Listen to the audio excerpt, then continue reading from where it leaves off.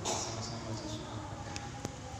la hadiniyah wa likulli niyatin salihah. Al-Fatihah. A'udzu billahi minasyaitonir rajim. Bismillahirrahmanirrahim. Alhamdulillahirabbil alamin arrahmanir rahim maliki yaumiddin.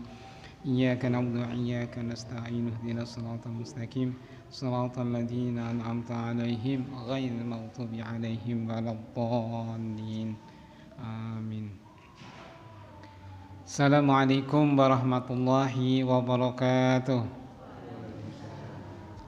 Alhamdulillah alladzi bi ni'matihi tatimmus shalihat. Asyhadu an la ilaha illallah wahdahu la syarikalah. Asyhadu anna Muhammadan abduhu wa rasuluh la nabiyya wa la rasula ba'dah. Wassalatu wassalamu ala asrafil anbiya'i wal mursalin imamil muttaqin nabiyina Muhammadin sallallahu alaihi wasallam wa ala alihi wa sahbihi ajmain. Wa qala Allah ta'ala ya ayyuhalladzina amanu taqullaha haqqa tuqatih wa la tamutunna illa wa antum muslimun. Wa qala Nabi sallallahu alaihi wasallam ittaqillaha haitsu ma kunta wa adbi sayyi'atal hasanata tamhuha wa khaliqin nas bi khuluqin hasan. Rabbi shrah li sadri wa yassir li amri wahlul 'uqdatam min lisani yafqahu qawli. Amma ba'du, dumateng para bapak, para ibu, jamaah pengaosan Ahad malam Senin wonten Masjid At-Thabbah ingkang mugi-mugi pikantuk rahmah saking Allah Subhanahu wa taala, pikantuk maghfirah saking Allah Subhanahu wa taala, dan mudah-mudahan kita mengharapkan ridha saking Allah Subhanahu wa taala. Salawat ugi salam kita sampaikan kepada uswatun hasanah, qudwah hasanah beliau Nabi Agung Muhammad sallallahu alaihi wasallam, sumber ambah kepada keluarga beliau, para sahabatnya, fa insyaallah sedaya kaum muslimin termasuk ingkang rawuh hadir wonten majelis menika, mugi-mugi pikantuk syafaat beliau di hari kiamat, amin ya rabbal alamin. Para rawuh, para hadirin rahimakumullah, para bapak, para ibu ingkang kula hormati, kembali kita bermuajahah bersama-sama malam Senin menika. Kita melanjutkan informasi hadis-hadis sunnah ingkang disampaikan oleh Rasulullah sallallahu alaihi wasallam melalui sahabat beliau perihal tentang kaifiyatus shalah, yang mana sebagai kewajiban kita seorang muslim di dalam rukun Islam, yakni untuk melaksanakan sholat. Oleh karena itu mudah-mudahan ya kita berusaha untuk terus mengikuti perihal sholat beliau, dan tentu juga bukan hanya sholat tetapi kepada amalan ibadah yang lain. Mudah-mudahan dengan ittiba mengikuti sunnah beliau termasuk orang-orang yang nanti dicintai oleh Allah Subhanahu wa taala.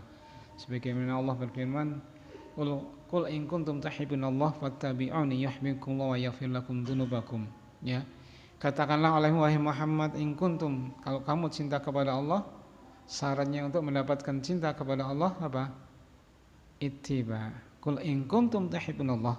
Kalau kamu cinta kepada Allah, maka syaratnya apa? Ittiba. Ittiba niku napa? Mengikuti. Nggih, mensuri tauladani, mencontoh Rasulullah sallallahu alaihi wasallam, karena beliau sebagai uswatun hasanah, suri tauladan, qudwah hasanah, panutan kita.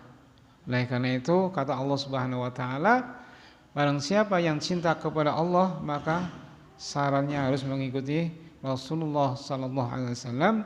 Kalau itu yang terjadi maka Allah akan mengampuni. Yaghfir lakum dzunubakum. Barang siapa yang mengikuti Rasulullah maka Allah akan mengampuni dosa-dosa kita.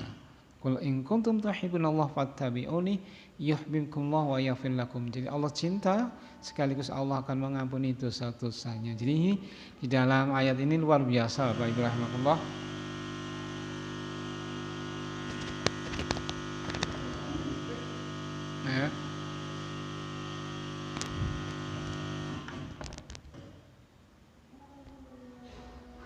Jikalau kita mengaku cinta kepada Allah, maka kecintaan itu harus mengikuti suri teladan manusia pilihan Habibullah, ya ini kekasih Allah sinten?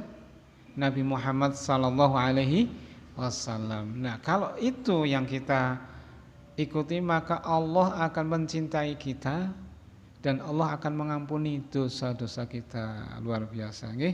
Maka fadilahnya kita mengikuti Rasulullah adalah satu, dampak ketika kita sholat kita harus mengikuti. Jangan sampai sholat yang kita lakukan mengikuti apa?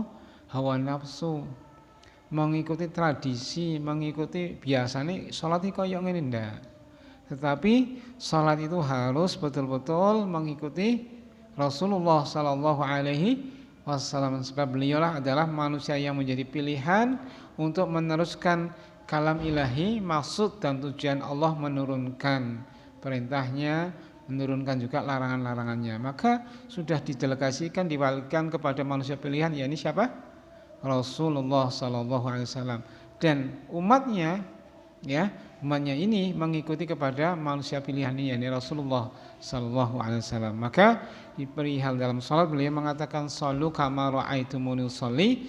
Salatlah kamu sekalian wahai para sahabatku sebagaimana kalian melihat aku salat. Ra'aitumuni usolli. Bapak Ibu rahimakumullah.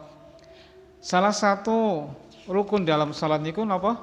Membaca surah Al-Fatihah. Nggih. Napa? Membaca surah Al-Fatihah. Kalau orang itu membaca Al-Fatihah maka salatnya sah. Sementara kalau dia itu tidak membaca Al-Fatihah, misalnya salat sendirian ataupun lali membaca surah Al-Fatihah, maka salatnya harus diulang. Karena tidak sah. Karena Rasulullah bersabda, la salata liman lam yaqra bi Fatihatil kitab.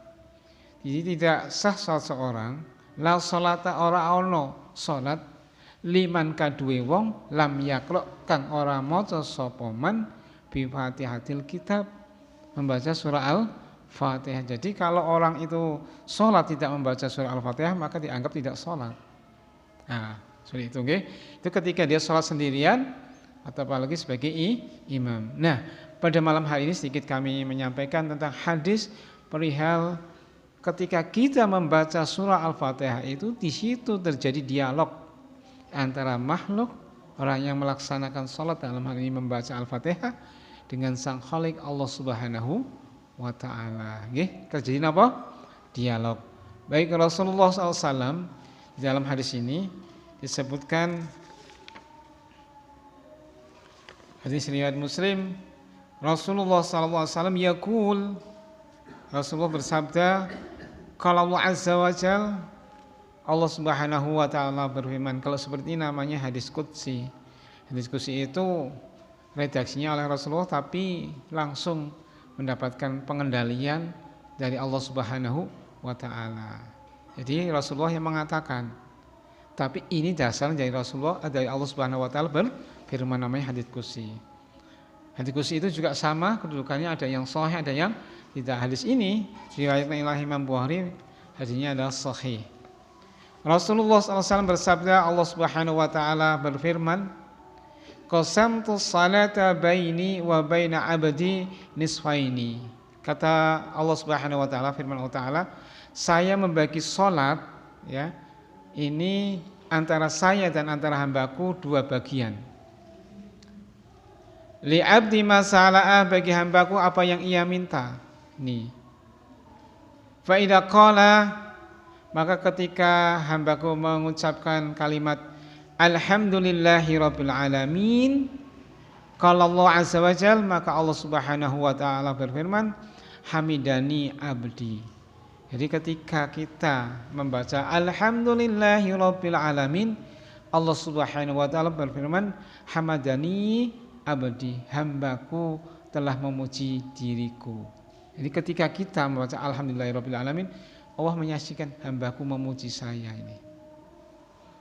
Ini orang mau Al-Fatihah berarti orang memuji kan. Sebab di luar sholat atau tidak membaca Al-Fatihah ini, ya, yang dipuji biasanya apa? Harta benda, ketenaran, ya, tahta dan lain sebagainya. Tapi ketika membaca Al-Fatihah, Allah katakan ketika hamba membaca alhamdulillahirabbil alamin, oh hambaku saat ini sedang memuji saya ini. Jadi mencatat oh hambaku sedang memuji Allah Subhanahu wa taala, ya. Biasanya muji ini macam-macam ya. Ana muji nek wong nom ki penyanyi, tenar, artis sing gaul lah niku nggih. Itu memuji, dipuji. Nah, ini ketika kita membaca alhamdulillahirabbil alamin dalam Al-Fatihah, maka kata Allah, yakni Allah berfirman apa? Hamidani abdi, hambaku telah memuji diriku.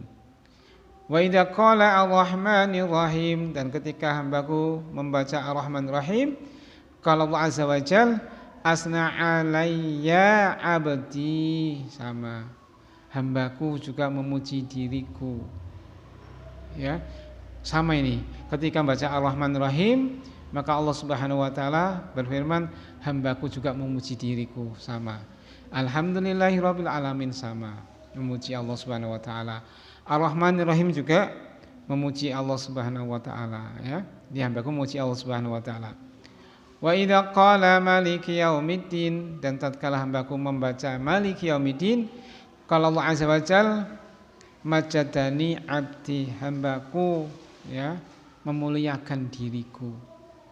Jadi ketika maliki yaumiddin, hambaku memuliakan diri Allah Subhanahu wa taala. Ar-Rahmanir Rahim memuji. Ya, alhamdulillahirabbil alamin memuji, Ar-Rahmanir Rahim memuji. Kemudian Maliki Yaumiddin ini apa? Memuliakan. Mengapa demikian memuliakan? Kan memang Allah katakan Maliki Yaumiddin itu adalah beliau Allah taala adalah pemilik penguasa hari pembalasan. Hari pembalasan adalah hari di akhir di mana manusia akan mempertanggungjawabkan segala amalnya. Sebelumnya manusia itu ya digoncang dengan kiamat. Sebelum kiamat ada orang yang sudah meninggal dibangkitkan kembali. Itu semua hari-hari itu akan dikuasai oleh satu penguasa tunggal, tidak lain dari Allah Subhanahu wa taala. Tidak lain hanyalah Allah Subhanahu wa taala. Maka ketika seorang hamba mengucapkan Maliki Yaumiddin, maka kata Allah Subhanahu wa taala, majadani abdi, hambaku telah memuliakan. Ya mulia. Tidak ada zat yang bisa berbuat semacam ini kecuali Allah Subhanahu wa taala, ya. Wa idza qala, ketika hambaku membaca iyyaka na'budu wa iyyaka nasta'in, qala hadza baini wa baina 'abdi wa li 'abdi ma sa'ala. Ketika kita membaca iyyaka na'budu wa iyyaka nasta'in, yang maksudnya adalah hanya kepadamu ya Allah kami beribadah dan hanya kepadamu kami mohon pertolongan. Menurut ulama ini iyyaka ini menunjukkan diterjemahkan itu hanya saja karena adatul hasr, pembatasan. Yang namanya ibadah itu tidak boleh ditujukan kepada selain Allah taala. Nggih, sing jenenge ibadah tidak boleh ditujukan kepada selain Allah Subhanahu wa taala. Harus ditujukan kepada sinten? Allah Subhanahu wa taala. Maka di kalimatnya diawali dengan iyyaka na'budu, hanya kepadamu sajalah ya Allah kita beribadah. Wa iyyaka nasta'in, dan hanya kepadamu sajalah kami mohon pertolongan. Di dalam surah Al-Kahfi akhir ayat 110 dari surah Al-Kahfi, nggih. Man kana yarju liqa'a rabbih falyamal 'amalan shalihan. Sapa wonge sing percaya yakin bertemu dengan Allah Subhanahu wa taala, maka napa? Dia harus falyamal 'amalan shaliha. Dia harus melakukan amalan saleh. Ini. Dan dia beribadah kepada Allah Subhanahu wa taala tidak boleh menyentuhkan sedikit pun dengan ahada, makhluk pun. Ini dalam surat Al-Kahfi. Jadi ketika manusia itu yakin percaya akan bertemu dengan Allah taala, maka harus beramal soleh untuk apa? Persiapan besok Bapak Ibu rahimakumullah. Nggih, sebab manusia itu orang sing napa? Sing bertahan lama. Urip perpolen kata Nabi itu antara umur 60 sampai 70. Ya. Sitin sampai wasabin. Antara 60 sampai 70. Iki umurnya umat Nabi Muhammad sallallahu alaihi wasallam.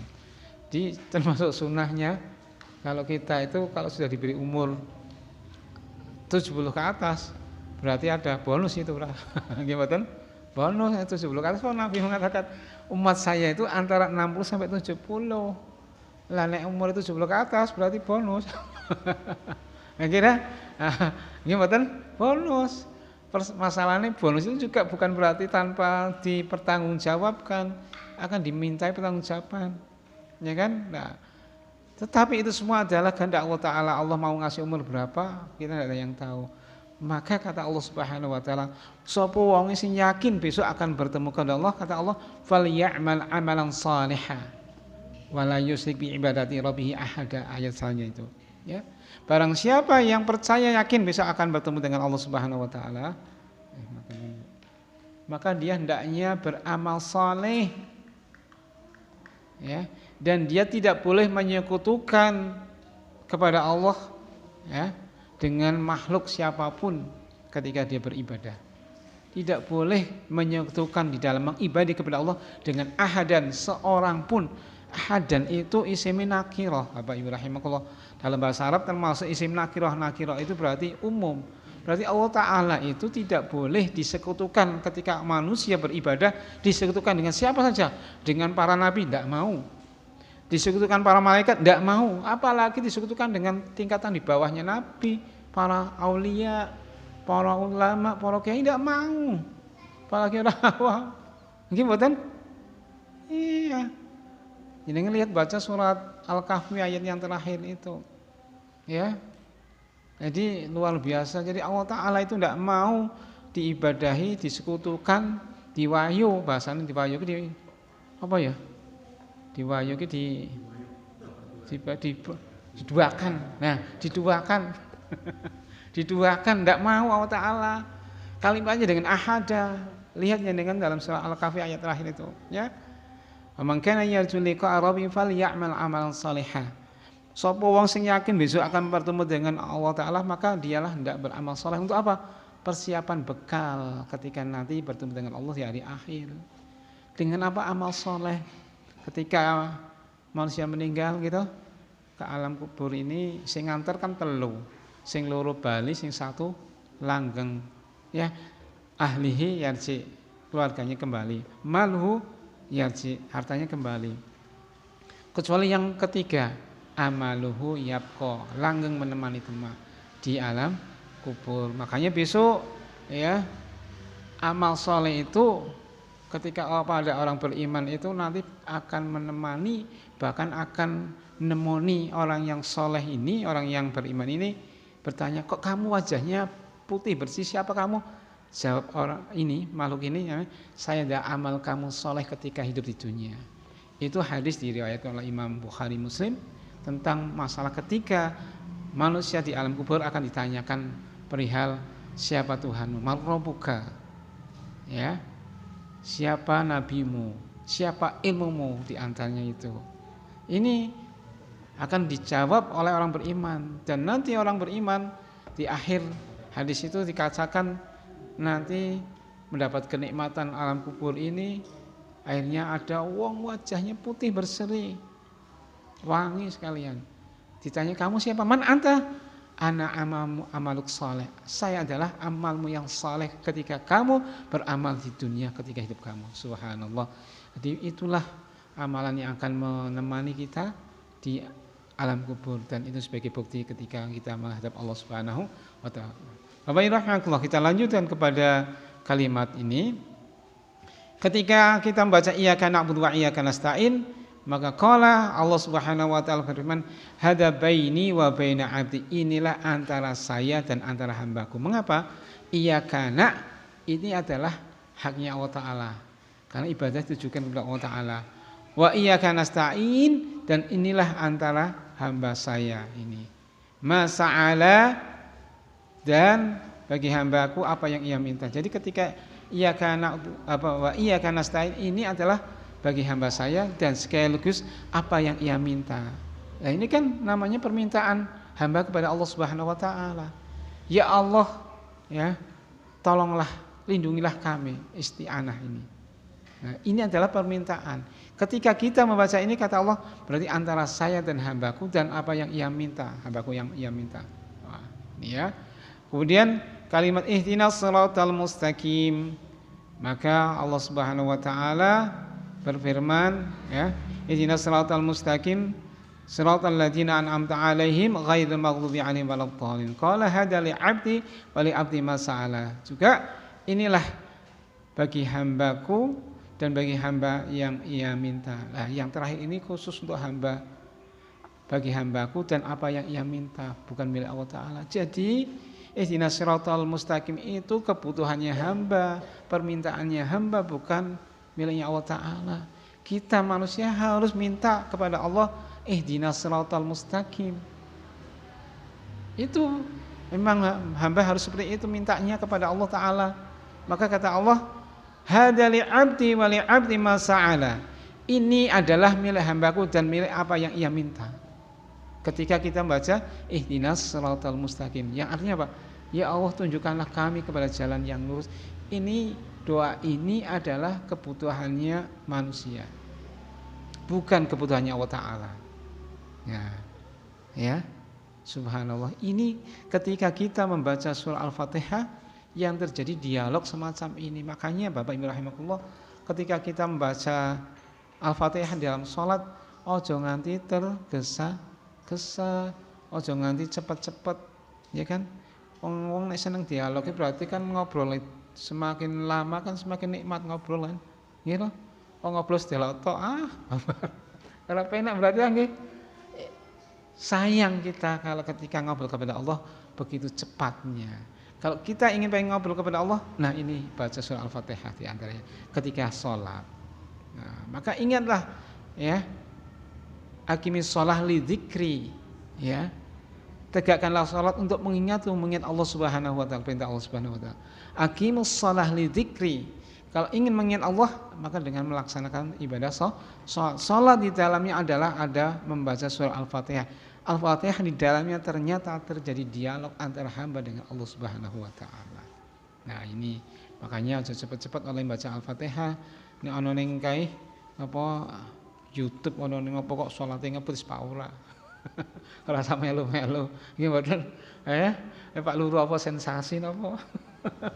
YouTube kan wonten nggih. Biasane bulan Ramadan salat sunah apa kae? Tarawih nggih. Ora ame ngebut lah. Tumak ninai gimana? Surat Al-Fatihahnya bagaimana? Rasulullah kalau baca Al-Fatihah niku yuqatti ayatan-ayatan. Memutus potong satu ayat demi ayat, tidak langsung diblandreng tapi putus. Alhamdulillahirabbil alamin. Ar-Rahmanir Rahim. Gitu nggih. Sambil melihat isi daripada maknanya. Oleh karena Bapak Ibu rahimakumullah, ketika kita baca Al-Fatihah, ya, dalam salat takbiratul ihram sampai salam itu hendaknya ya dalam salat itu ana untuk khusyuknya. Salat baca Al-Fatihah kita khusyukkan. Nek sing lain ora iso ya wis ngono lah. Nggih. Nek ora iso 100% ya pinten, Bu? 95% apa, Bu? Khusyuke. Nek ora iso wis turun ke melih 80%. Ora iso melih 75% ki apa?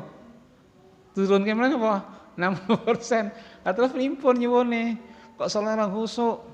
Ya, khusyuk itu dalam rangka untuk mengingat senantiasa kepada Allah Subhanahu wa taala. Nggih. Maka karena memang kita itu diberikan Allah Ta'ala berbagai macam kenikmatan apa baiklah, kesehatan, zahir wa batin, itu adalah semua adalah pemberian Allah Subhanahu wa taala. Maka kita menikmati dengan bersyukur kepada nikmat itu, melaksanakan ketaatan kepada Allah Subhanahu wa taala. Baik Bapak Ibu rahimakumullah, itulah sedikit tentang dialog antara Allah Subhanahu wa taala dengan hambanya di dalam surah Al-Fatihah.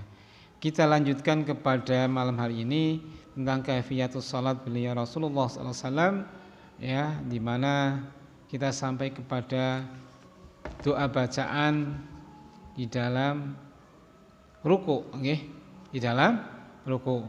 Monggo bacaannya ada macam-macam, ya. Di antaranya ada 4 yang biasa kita baca, monggo dihafalkan, ya. Aja nganti dari 4 satu pun ora pernah hafal. Salah 1, salah 2 monggo, salah 3 alhamdulillah, salah 4 ya wah syukur lagi gitu. Nah, bacaannya kemarin yang sudah difotokopi nggih. Pun wonten nggih. Nah, dihafalkan monggo, ya. Jadi bacaannya bukan setunggal tok tapi ada sekawan. Lah sekawan tu nggih bacaane wonten sekawan. Satu di antaranya subhanakallahumma rabbana wa bihamdik Allahumma ighfirli nggih. Terus subhana rabbiyal azim 3 kali nggih. Terus ada lagi bacaan subuhun qudusun rabbul malaikati warruh. Yang keempat ini yang jarang didengar. Hadis ini diriwayatkan dari sahabat Ali radhiyallahu anhu ya. Doanya cukup singkat tapi mengena sekali ya. Di mana dari Ali bin Abi Thalib radhiyallahu anhu an Rasulillah sallallahu alaihi wasallam annahu kana idza qama ila shalah qala wa idza raka'a qala Allahumma laka raka'tu wa bika amantu wa laka aslamtu khasha'a laka sam'i wa basari wa mukhi wa azmi wa asabi rawahu Muslim. Dari sahabat Ali radhiyallahu anhu adalah Rasulullah sallallahu alaihi wasallam annahu kana idza qama, kata beliau, apabila Rasulullah SAW itu berdiri ila salat untuk salat maka ucapkan Allahu Akbar. Lanjut lagi wa idza raka'ah, dan apabila dia ruku qala, lah ini apabila ruku beliau membaca doa ini salah satunya Allahumma laka raka'tu, ya Allah laka raka'tu, saya berruku karena engkau. Wa bika amantu, dan saya mengimani engkau ya Allah. Wa laka aslamtu, dan kami masrahkan diri kepadamu ya Allah. Khasya'alaka, khusuk kepadamu ya Allah. Sam'i, pendengaranku, basari, penglihatanku, wa muhi, dan otakku, wa azmi, dan tulangku, wa asabiyi, dan urat sarafku. Ini doanya begitu luar biasa, ini menyentuh. Jadi ketika bacaan dalam ruku yang diajarkan Al-Radhu'an, dan ini adalah sebagaimana Rasulullah melakukan doa semacam ini, ada beberapa anggota yang harus khusyuk tunduk kepada Allah Subhanahu wa taala. Disebutkan di sini pendengaran, penglihatan, otak, kemudian tulang, kemudian syaraf ini ya Allah ya. Jadi mulai dari pendengaran, penglihatan, otak, tulang sampai dengan syaraf itu di dalam salat itu harus tunduk. Kekhusyukan sampai ke situ. Ya. Khasa'alaka sam'i wa basari wa mukhi wa azmi wa asabi. Ya. Jadi tulangnya, pendengarannya, ucapan penglihatannya, otaknya, syarafnya itu ditundukkan ketika salat kepada Allah Subhanahu wa taala. Kira-kira saged mboten? Ya, mengena sekali ini. Biasanya subhana rabbiyal azim. Maha suci Allah yang maha agung ya.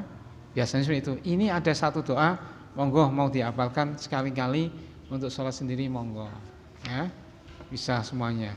Dan ini yang dijadikan pilihan oleh buku ini, tarjih monggo dibaca 4, salah satunya dibaca.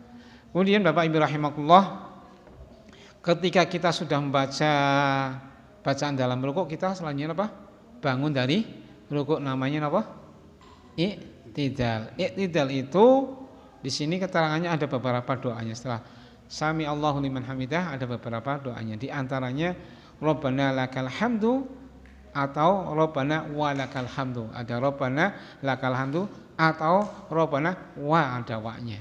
Ya.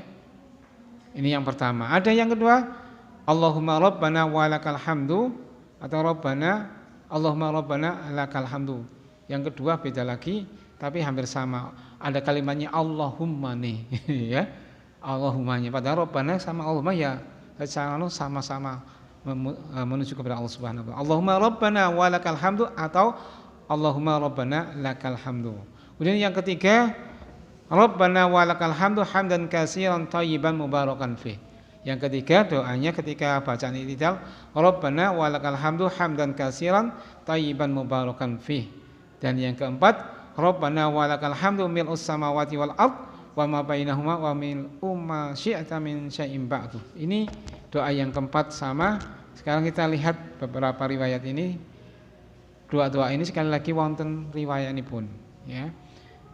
Ana Abdullah ibni Umar radhiyallahu anhuma qala ra'aitu Rasul sallallahu alaihi wasallam idza qama fi shalah rafa'a yadayhi hatta yakuna hadwa mankibai wa kana yaf'alu dzalika hina yukabbiru li ruku'i wa yaf'alu dzalika idza rafa'a ra'sahu min ruku' wa yaqulu sami Allahu liman hamidah wa la yaf'alu dzalika fis sujud rawahu Bukhari. Yang pertama, ini no sewu cara bangun dari ruku' diterangkan di dalam hadis ini dari Abdullah bin Umar radhiyallahu anhu, mudah-mudahan Allah meridhai keduanya.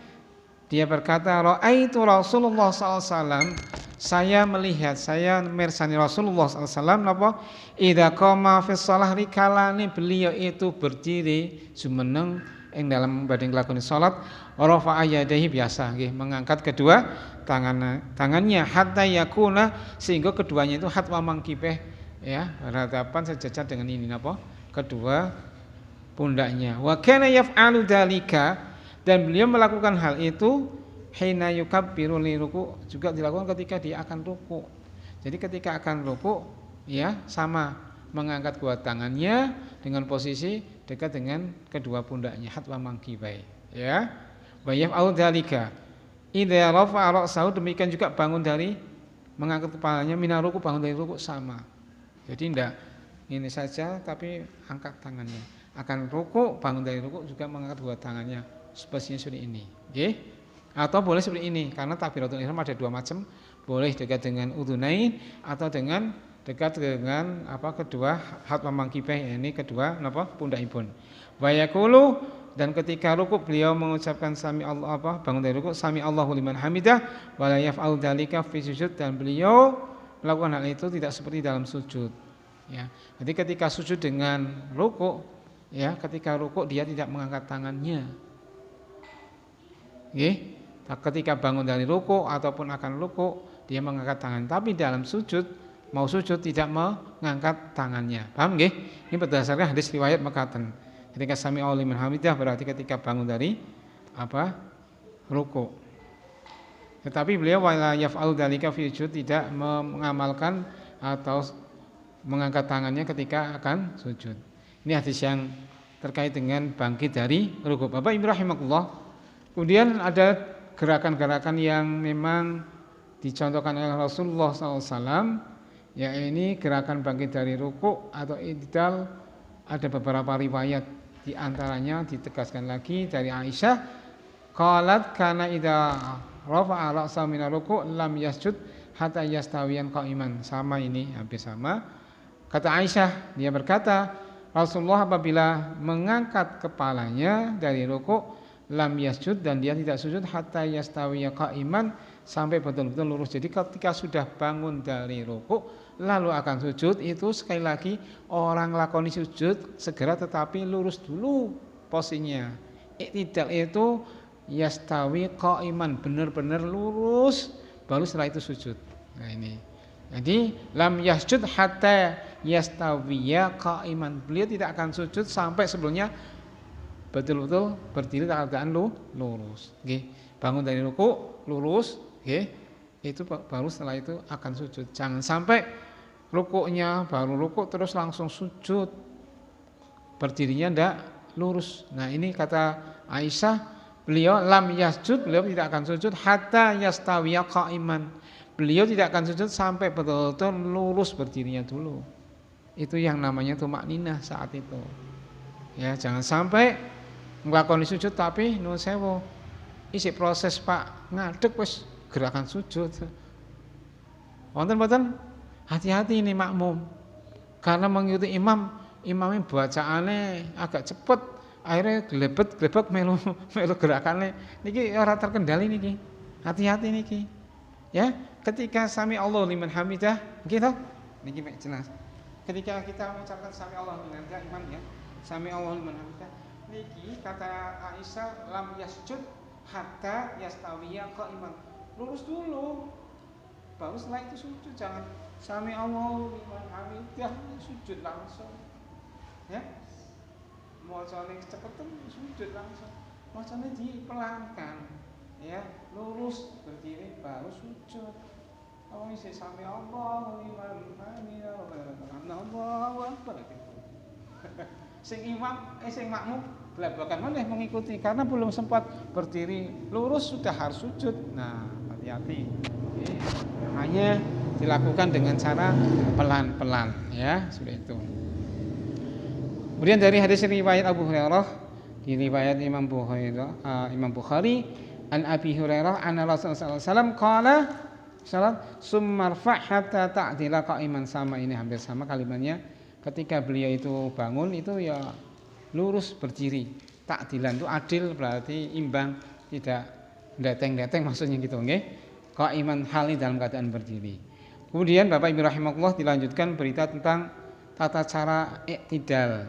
I'tidal itu nggih diriwayatkan oleh Muhammad bin Amr bin Atha annahu kana jalisan ma'an nafarin min ashabi Nabi sallallahu alaihi wasallam zakarna salatan Nabi sallallahu alaihi wasallam. Ini di dalam riwayat dari Muhammad bin Umar bin Atha, sesungguhnya beliau masih dalam keadaan jalisan, duduk-duduk bersama sekelompok dari para sahabat Nabi sallallahu alaihi wasallam.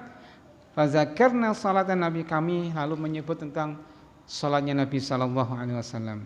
Faqala Abu Humaid As-Sa'idi, kemudian berkatalah Abu Humaid As-Sa'idi, ana kuntu ahfadzakum li sholati Rasulillah sallallahu alaihi wasallam. Kata Abu Humaid, saya itu lebih hafal bagaimana salatnya Nabi sallallahu alaihi wasallam.